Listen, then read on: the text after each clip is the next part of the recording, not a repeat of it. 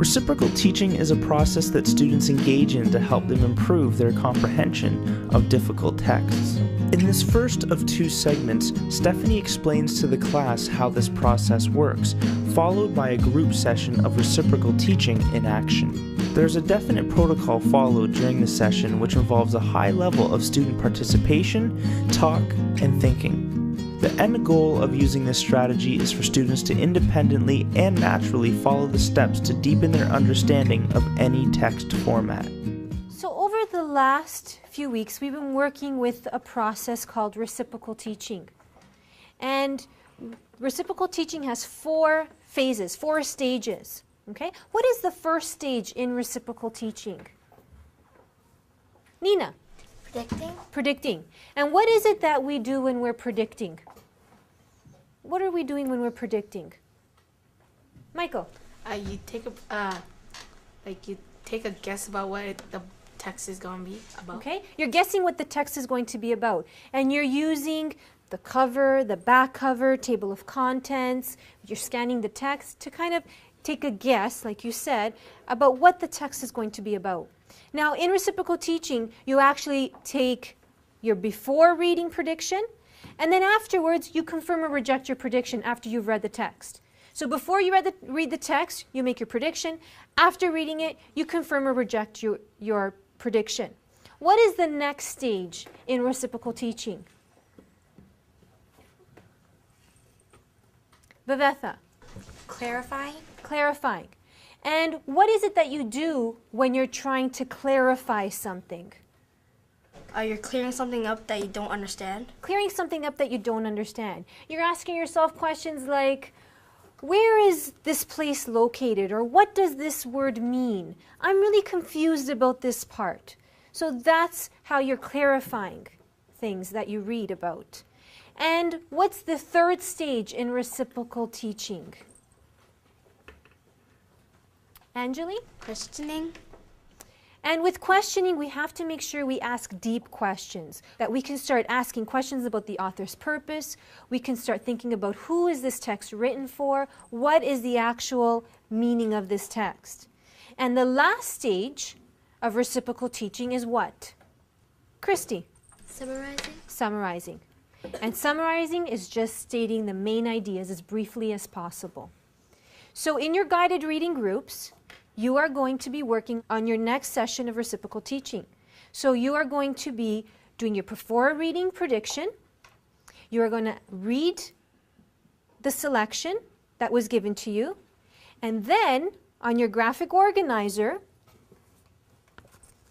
you are going to complete your after reading prediction, any clarifications you need, any questions you have, and you're going to summarize the text.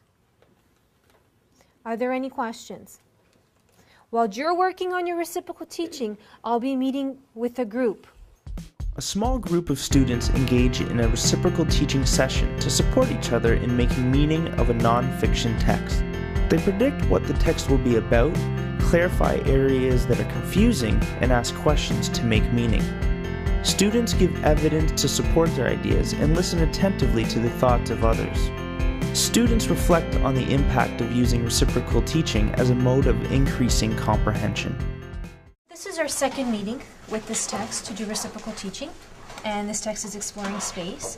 And what we're going to do is go through the process. We're on chapter 2, and I'd like to ask anyone who'd like to be the leader for today's session. Nina, you haven't been a leader so far. Why don't you take it this time? Okay, today we'll be reviewing what we read yesterday. We've been reading chapter 2, Shooting for the Stars. It's on page 13. Does anyone have any before reading predictions that they would like to share? I do. I thought that the chapter would be about how they first got to space because the title was Shooting for Stars, but you can't really go to the stars, so I thought that they meant space travel. My prediction for this part of the text was I thought this text was going to be about different types of stars and how they are identified. I predicted this because in the title it contains the word stars. Also, I skimmed through the text and I saw pictures of animals. I know that constellations create images, but not only of animals, but also of objects. Lastly, I saw a picture of a boy and a girl. using space technologies to look in the sky, which looks like it's filled with stars. After reading the text, does anyone have anything that they would like to share? I like to confirm my part of my prediction when I said the text would be about stars, because inside the text it did talk about different kinds of stars.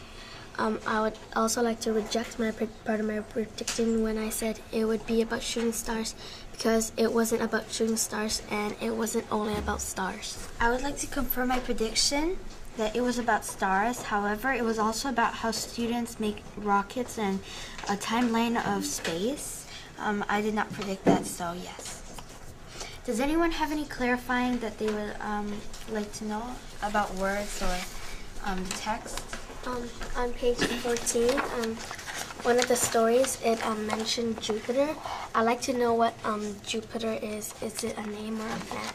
I think that Jupiter is actually named after a planet, but it's actually named as a god because it says the king of the gods. And Jupiter, as we all know, is one of the biggest planets in the solar system, so that's probably why they called it the king, because Jupiter is also the biggest. I wondered, what does a phase naked eye mean on page 15? I think that the naked eye means that without using anything like telescopes, because in the past few centuries we've been using things to enhance the way we look at space. That's right, and in this section of the text, it's about Galileo before he created the telescope. So before he created the telescope, there were no technologies, so you would use the naked eye. I would also like to know what multi-stage means. I think that multi-stage means that there are many stages, because my prior knowledge that I know that the word multi means many.